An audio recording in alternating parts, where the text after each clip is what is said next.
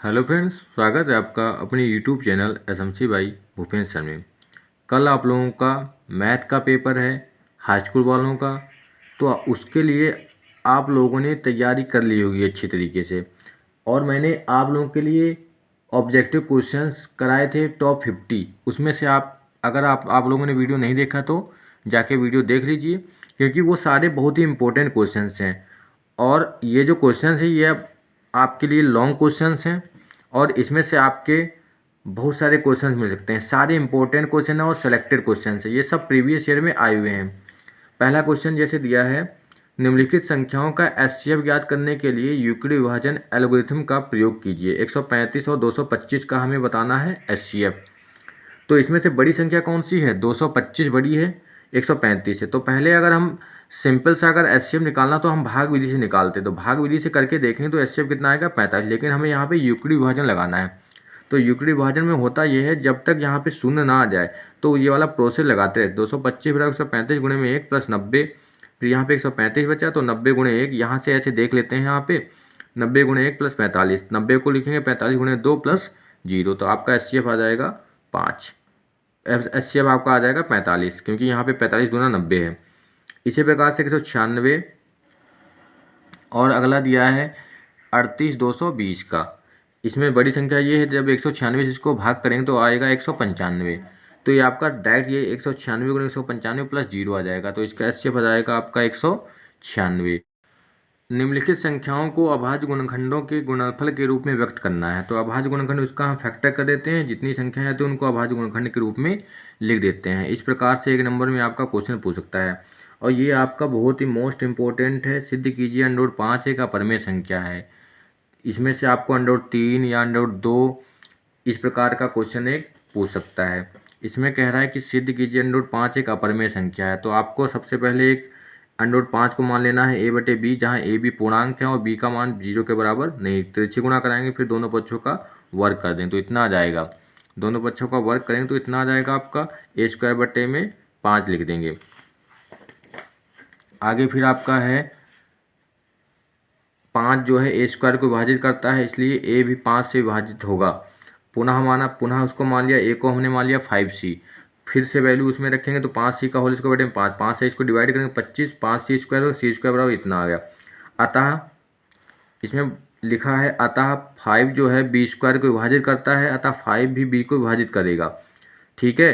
अब जब 5 b को विभाजित करेगा तो ये जो है, ये जो हमने माना था वो हमारी धारणा के, जो कि हमारी धारणा के विपरीत है। ये यहाँ पे लिखा नहीं है बच्चे ने, जो कि हमारी धारणा के विपरीत है। क्योंकि हमने माना क्या था भाई? हमने माना था कि माना √5 एक अपरिमेय संख्या है। माना √5 एक परिमेय संख्या माना था। यहाँ पे मानेंगे, यहाँ पे मानेंगे माना √5 एक परिमेय संख्या है। ये हमने माना था, माना √5 एक परिमेय संख्या। जब परिमेय संख्या माना तभी तो ये लिखा था। और ये हो क्या गया? ये अपरिमेय हो गया, क्योंकि इसमें आपके फैक्टर 2 हो गए। तो अपरिमेय संख्या ये हमारी धारणा के विपरीत हो गया, इसलिए क्या हो गया? इसलिए √5 क्या हो गई? एक अपरिमेय संख्या, एक अपरिमेय संख्या हो गई।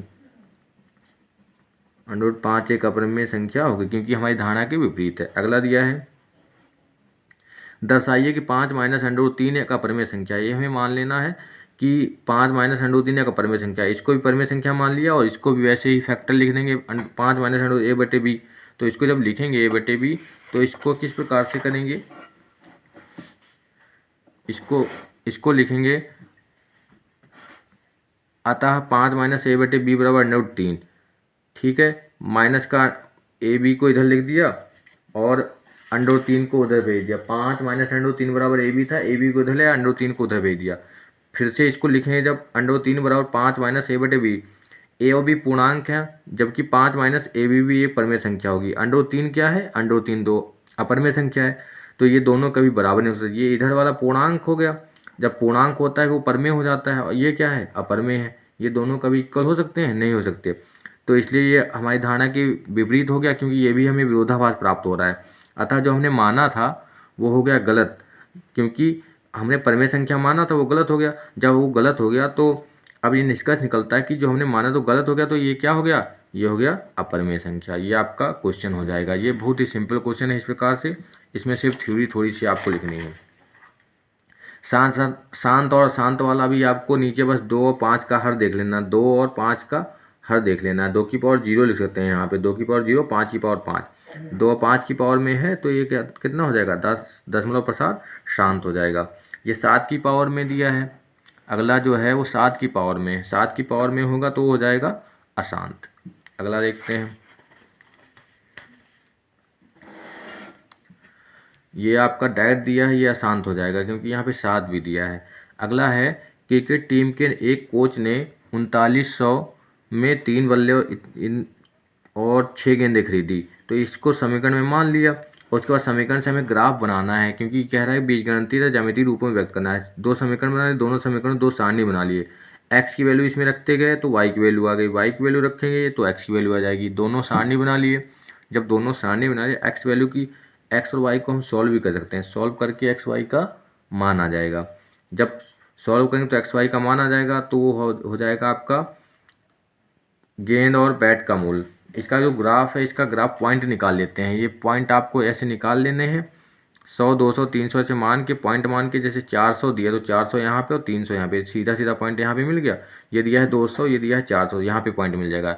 ऐसे आपको ग्राफ बना लेना है। आपको 6 नंबर में ग्राफ वाला सवाल आ सकता है। आगे देखते हैं, आगे आपके क्वेश्चंस हैं, समांतर है, संपाती है या परिच्छेद करती है, ये आपको सवाल बताना है। ये सवाल बहुत इंपॉर्टेंट है, समांतर, संपाती और परिच्छेद। A1 A2 सब मान लिए, ये वाला क्वेश्चन करा चुके हैं कल के वीडियो में आप लोगों को। ये वाला आपका परिच्छेद करती हैं रेखाएं, ये आपका आ जाता है। A1/A2 और B1/B2 बराबर होता है और डायनाट इक्वल टू होता है। अगला देखते हैं, अगला भी आपको बताना है संगत या असंगत वाला। संगत या असंगत क्या होता है, उसमें ग्राफ भी बनाना, ग्राफ भी से हल करना। तो A1/A2 यह संपाती रेखाएं, संपाती रेखाएं क्या होती हैं, संपाती रेखाएं होती हैं संगत। संपाती रेखाएं जब संगत होती हैं तो उसमें ग्राफ बनाना है, और ग्राफ आपका ऐसे 2 समीकरण बन जाएंगे, समीकरणों से मान निकल जाएगा। ये पॉइंट निकाल लेते हैं इसके, ये आपको पॉइंट निकाले गए हैं। पहला समीकरण है, पहले समीकरण से ये वाले मान, दूसरे समीकरण से ये वाले मान, तो दोनों के पॉइंट निकाल के आपको समीकरण बना लेने हैं और उसके बाद पॉइंट निकाल के ग्राफ बना देना है। अगला दिया है, एक आयताकार बाग जिसकी लंबाई चौड़ाई से 4 अधिक। बहुत इंपॉर्टेंट सवाल है ये वाला। माना बाग की लंबाई x मीटर, बाग की चौड़ाई y मीटर, तो x बराबर कितना हो जाएगा, y+4। y को उधर ले गए तो ये समीकरण नंबर 1 बन गया। अर्ध परिमाप दिया है 36, अर्ध परिमाप मतलब परिमाप का आधा, 36 दिया है तो x+y बराबर 36 दिया है। तो इसका कितना हो जाएगा, इसका हो जाएगा, समीकरणों को जोड़ लिया तो x का मान हो जाएगा 20 जब विलोपन विधि से हल करेंगे, और y का मान आ जाएगा 16। इन दोनों को जब सॉल्व करेंगे समीकरणों को तो x y की वैल्यू आ जाएगी और ये हो जाएगी लंबाई और चौड़ाई। आयताकार बाग दिया था जिसकी लंबाई चौड़ाई की 4 अधिक है, और अर्ध परिमाप दिया था, अर्ध परिमाप दिया था 36।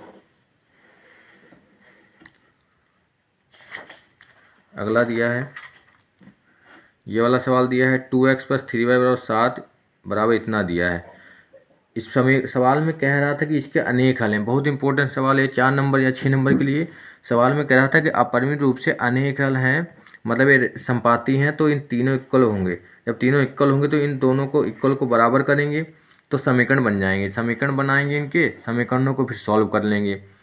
एक समीकरण ये बन जाएगा यहाँ से, एक समीकरण यहाँ से बन जाएगा। जब इनको सॉल्व करेंगे यहाँ से तो ये दोनों समीकरणों को सॉल्व करने के बाद a और b की वैल्यू आ जाएगी आपकी। विलोपन विधि से सॉल्व कर लेंगे। अगला सवाल के वाला दिया है, समीकरणों के युग्म का कोई हल नहीं है। समीकरणों के युग्म का कोई हल नहीं है, ये आपको बताना है। कोई हल नहीं में क्या होता है, A1/A2 बराबर B1/B2 C2। तो इसको हम छोड़ देंगे तो इन दोनों को इक्वल करेंगे तो k की वैल्यू निकल जाएगी। यहाँ से समीकरणों की तुलना करा दें, इसको 1 मान सकते हैं, इसको 2 मान सकते हैं। A1x + B1y + C1 बराबर 0, A2x + B2y + C2 बराबर 0। इन दोनों को इक्वल कर लेंगे, उसके बाद सॉल्व कर लेंगे। आगे आपका दिया है तो k की वैल्यू आ जाएगी 2। निम्न समीकरण युग्मों को बदलकर इसमें से आपका एक क्वेश्चन जरूर आता है। समीकरणों को युग्म को बदलना है और सॉल्व कर देना है बस।